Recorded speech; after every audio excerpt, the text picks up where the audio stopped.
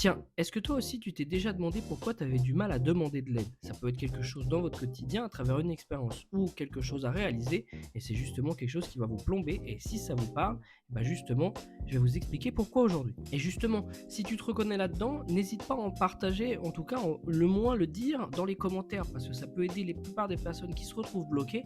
Ça peut être aussi un premier pas pour vous qui n'arrivez pas à mettre le doigt dessus et on peut justement répondre à ce commentaire-là, trouver des solutions et justement ça peut voilà, créer une sorte de discussion pour passer à autre chose. Alors faut pas hésiter, l'espace est là pour ça.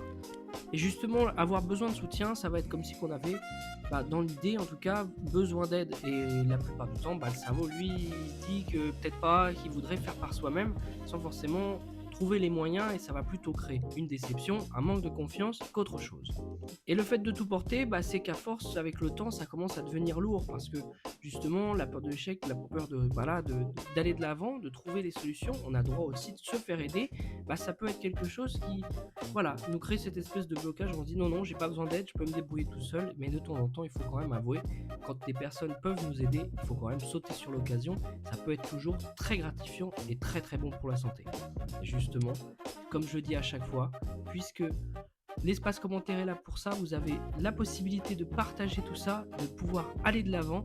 Alors justement, n'hésitez pas, je suis là pour ça.